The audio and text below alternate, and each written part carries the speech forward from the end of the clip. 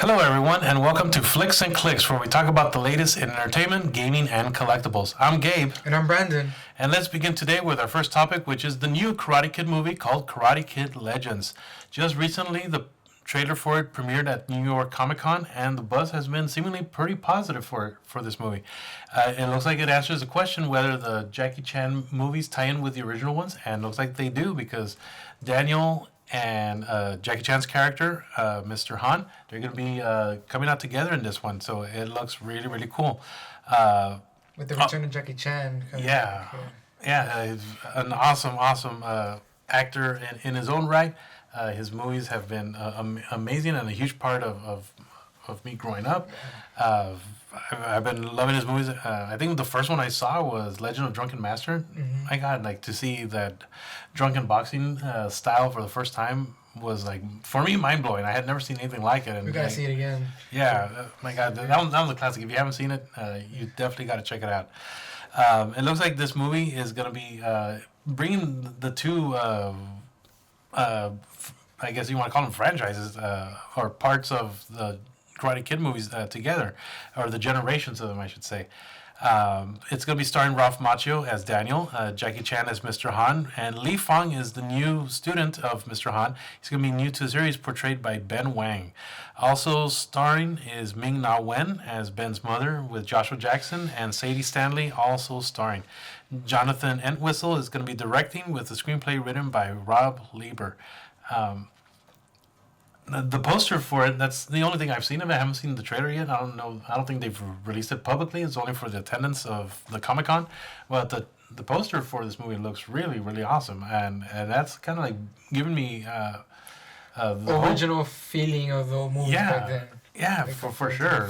Like a modern look. A modern retelling, just like how they did with Cobra Kai. That one was an awesome take on the Karate Kid story, or a continuation of the story with the bad guy of the original ones, Johnny, becoming like I guess the anti-hero protagonist of that show, and to go from a YouTube series to like a full production show has.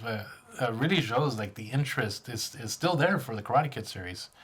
I really loved it. I've watched just about all of it. I believe it's on its fifth or sixth season so far, but it's been fantastic. I really love it. It really brings that nostalgia and seeing like a different perspective of these characters that. For most of my life, I was like, "Oh, this guy's a jerk. He's a douche." But you know what? He's a lovable douche. Because we haven't heard much about Jackie Chan over the years for a while. Because I don't think he's coming on other things or shows or movies. So, but it was a surprise for me he was coming back, and especially like he's getting older. He's 70 right now. So if they could do this movie a little faster, he was just able to do some stuff, but not as much as he used to do before. Because I've been hearing also that. Like, cause I'm personally a big fan of Jackie Chan playing as in Rush Hour 1, 2, and 3. Like, it's just that's like one of the original and funny comedy cop movies for a long time, and it still is to this day. I still watch them. Mm-hmm. Yeah, very enjoyable. You can watch them over and over again. Chris Tucker and Jackie Chan, awesome duo. I think the last movie that I remember seeing Jackie Chan in was The Foreigner, where it's kind of like like a revenge movie. Mm-hmm. I thought he was. Pretty cool in that one. It was like a different take of what he's like known to doing. He's like kind of like the anti-hero in that one as well. But going all Liam Neeson on some dudes. But yeah, like seeing him back, seeing him hopefully in action. I think he still got it. I've loved him from like Forbidden Kingdom, one of my favorite movies of all time. Him and Jet Li in that one, amazing. So I'm really looking forward to this one. And hopefully they could do Rush Hour 4 where they're at. Because like I said, they need to hurry with these movies because Jackie Chan, he's getting older and he's not able to do as much. Yeah, I'm pretty sure Chris Tucker would love to do that. Come back into the spotlight. I think he's been doing some smaller projects as of late, but you know what? I think him and Jackie Chan back together would be magic. Yeah.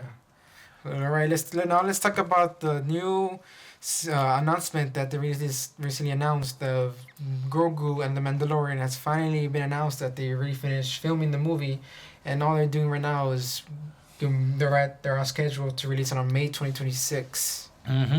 Yeah, ever since the release of The Mandalorian on Disney Plus back in 2019, the show has proven to be a huge hit. I think it's probably been like the crown jewel of Star Wars as of late, because there hasn't been anything theatrically released since I believe 2019 with the Rise of Skywalker. So Yeah. so it's been nothing but shows and miniseries and animations throughout the past 5 years. It's good to see Star Wars back in theaters. It deserves to be seen on the big screen. Yeah, because it was usually like a series and everything, but once they announced it to be a movie, that surprised me and everyone else. Like, because I thought it's gonna just be season 4, just the usual, but I guess it's gonna have a theatrical release. Yeah, nobody saw that one coming because everybody was expected season 4. How they ended season 3, I don't say it was a cliffhanger, but it was like if they were to end it there, it would have been fine. But we all knew that there was going to be more story to tell. Yeah, it's never gonna end, or it has to keep going. Like, Yeah, so yeah. what will happen next when Grogu gets older and Mando, then Jaren, you know? Yeah, so we all expected a season 4. Didn't look like it was going to be in the cards because they decided to switch it up and turn it into a movie. If there was a property that, or at least they felt if there was a property to make the jump to the big screen, it looks like the one that's been the most successful is going to be the one that's going to take that leap. And you know what? I'm here for it. I've been a Star Wars fan my entire life. I love it to death. I watch almost everything of Star Wars. I consume it. I watch it. I love it. And I really want it to be successful.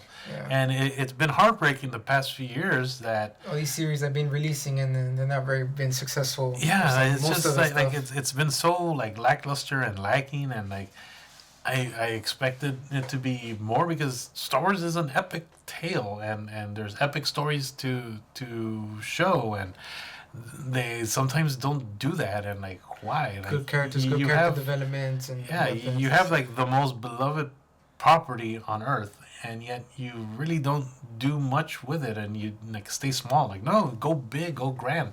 Like these were movies to begin with, and then you just like now shifted everything to shows and long form seasons with lots of filler and not much going on, and a little bit of action, and then oh, let's chill for an episode or two. Like no, like.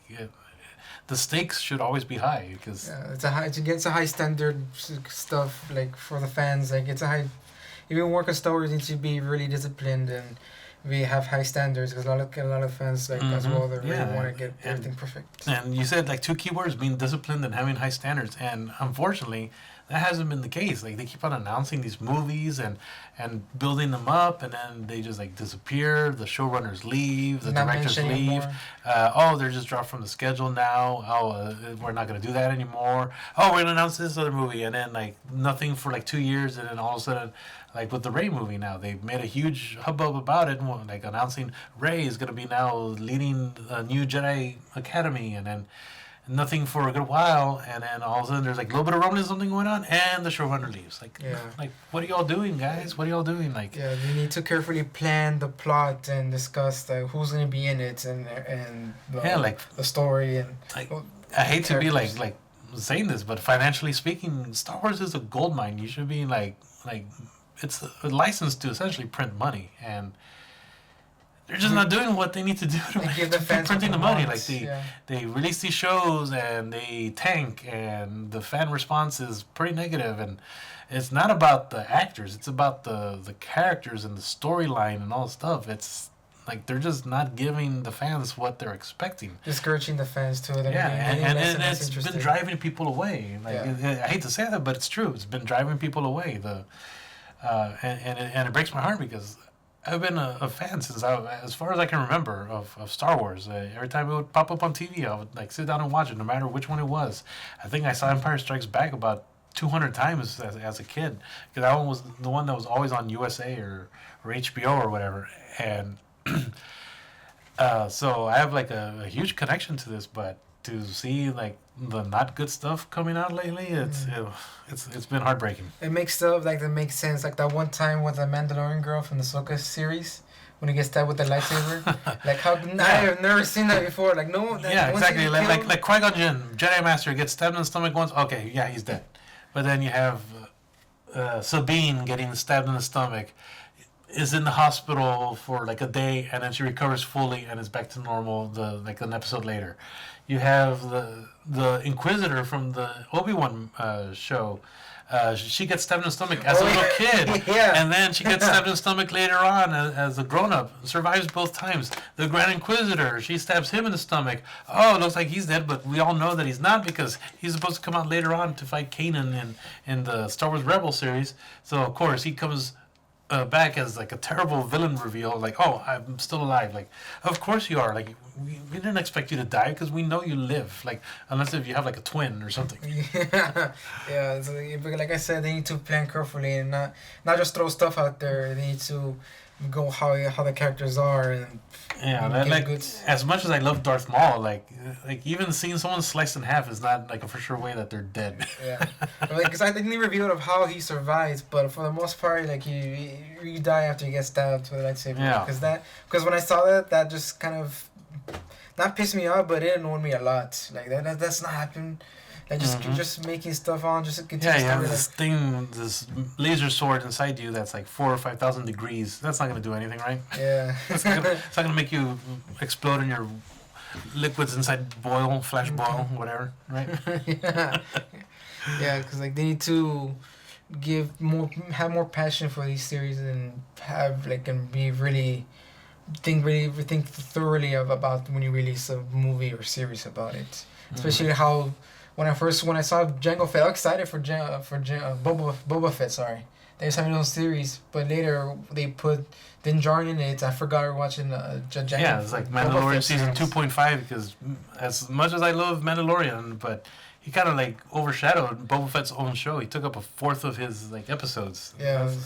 It's kind of a weird move, but as enjoyable as it was a weird move. Yeah, and so hopefully now with the movie come out, they could please the fans and give more Mandalorian and Grogu, and hopefully they can also put more Boba Fett episodes in the series. Hopefully announce it later on. Yeah, Tamora We'll Morrison see.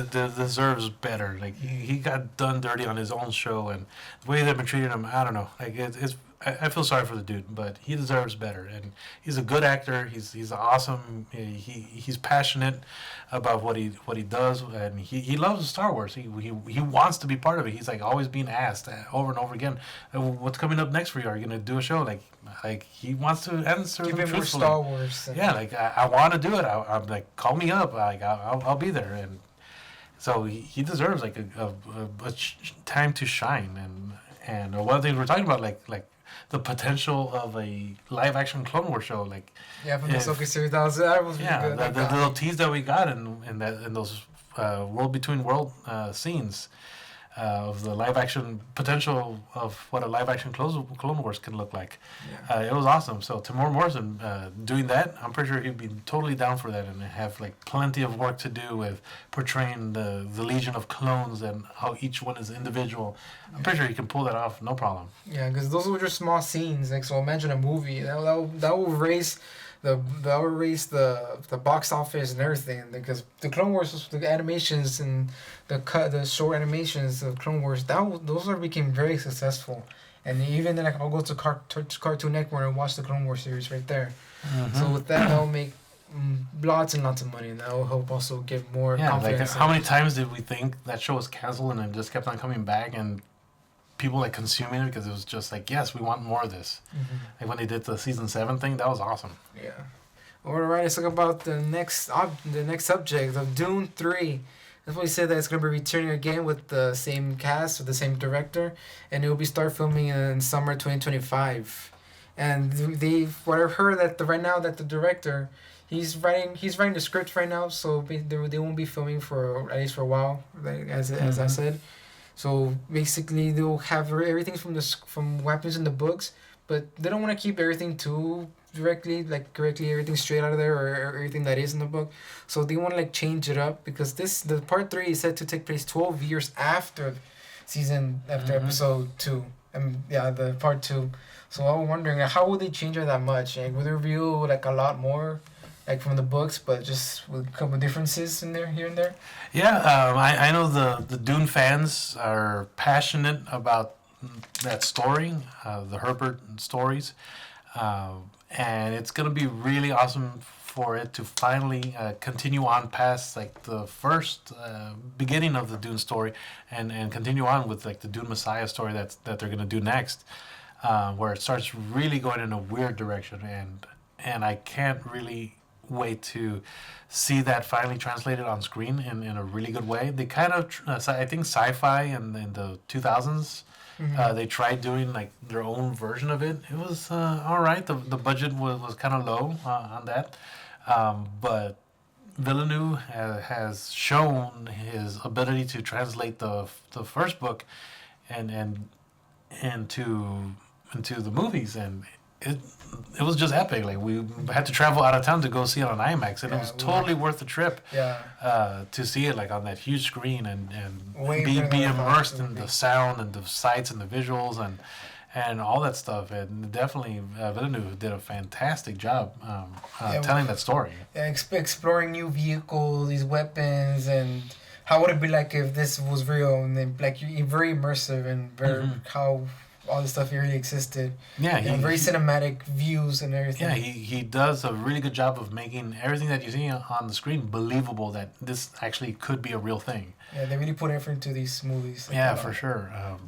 I thought his first two takes on the story have been really, really good. I can't wait to see the next one, what he does with it. Takes it in a continuing direction. And let's see where the story continues. I know a little bit about what happens coming up, but I want to see how the characters continue on, how they left off from the last one with Paul kind of is becoming like the new emperor, marrying Princess Irulan, Chani kind of like being made to accept that she's going to be reduced to a concubine, not really his wife. She didn't seem to take that very well in the movie. I think that's a little bit different from the book version. But you know what? It's an acceptable change because that's believable. How she reacted is like, "What are you doing?" Like no, I'm not gonna. I'm gonna share you with another lady. What's up with that? Yeah. Because I think most people normally would not be accepting of that, and I think in the book version they made it seem like, oh yeah, totally cool.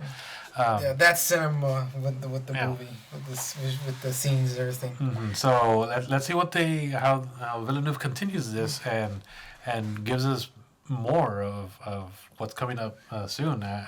Is it gonna get to like where it goes super trippy and becomes like the God Emperor, where he's like half worm, half man? You see, able to see him transform. You see what it look like. He transforms into one of the sandworms. He keeps on consuming the spice and changes, and it goes like hundreds, thousands of years into the future.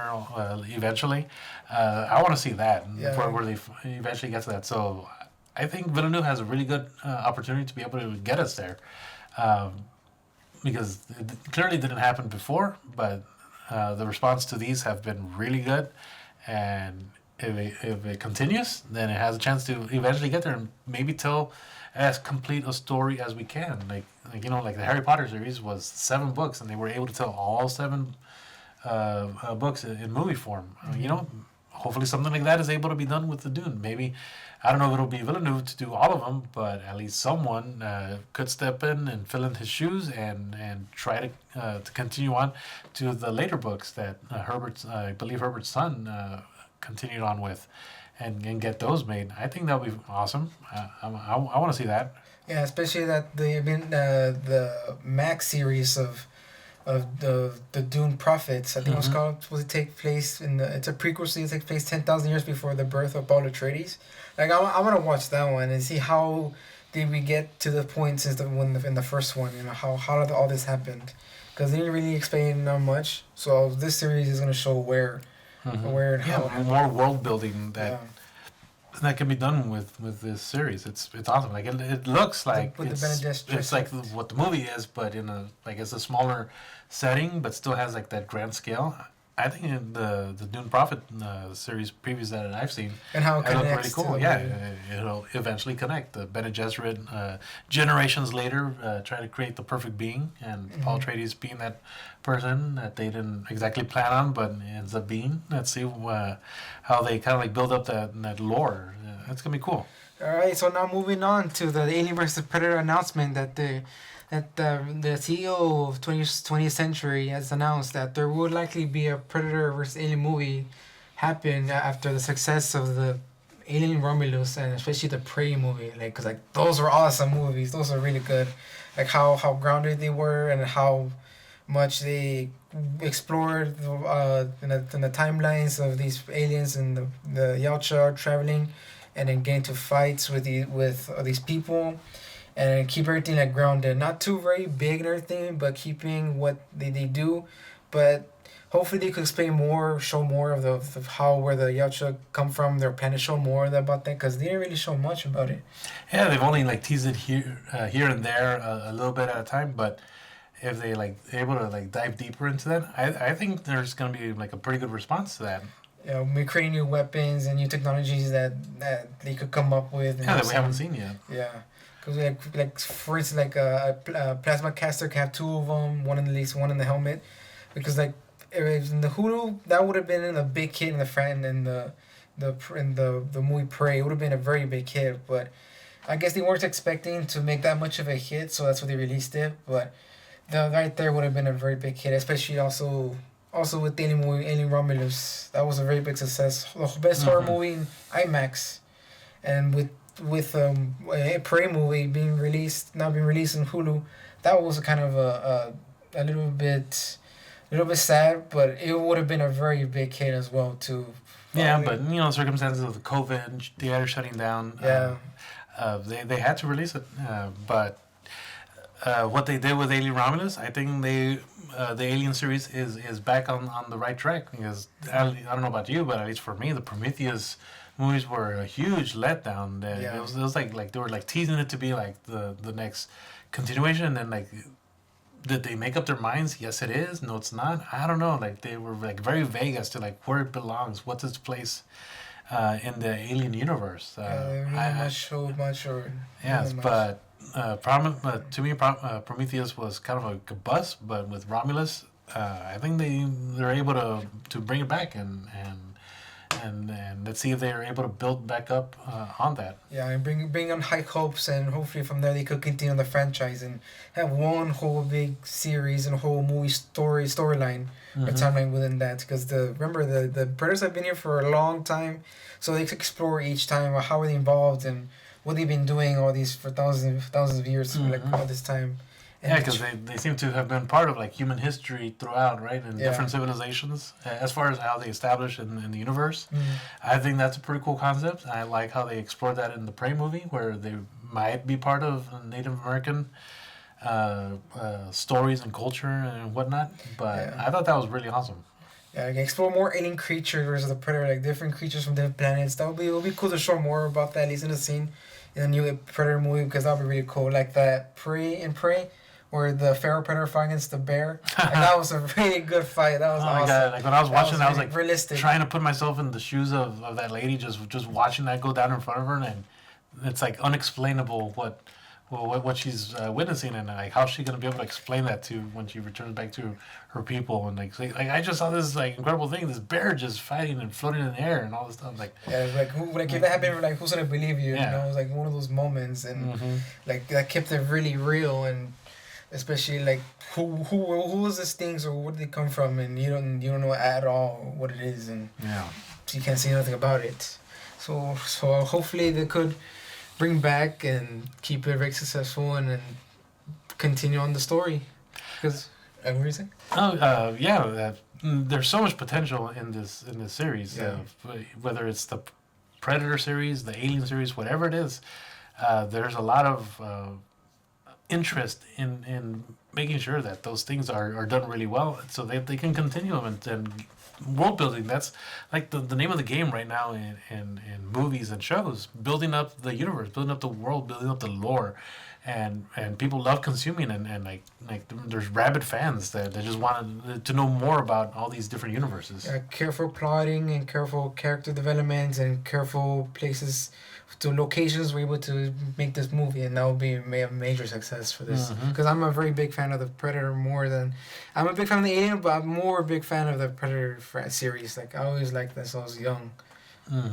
Like especially like since they announced that Trachtenberg is working on another movie, Badlands, and he says that he's been you could continue with that one, and Secret's working on another movie, right? Yeah, it seems like they might be dropping 2 movies next year in 2025. Yeah. So let's see what they do with that. I'm anticipating that. I really want to see those and see where they go. Yeah, because this time the Badlands will be released, have a theoretical release. So hopefully that will be as good as the Prey, but of course it needs to have a good story, a good plot, and with that they could connect also with the new Alien versus Predator movie. But they haven't confirmed or announced it yet. So I have high hopes for this franchise and continue it on. All right, everyone. So that's going to be it for today. So if you enjoyed the channel, want to know more about entertainment, games, collectibles, please hit that like button, drop a comment below, smash that subscribe button, and we'll see you all next time on Flix N Clix. Bye. See ya.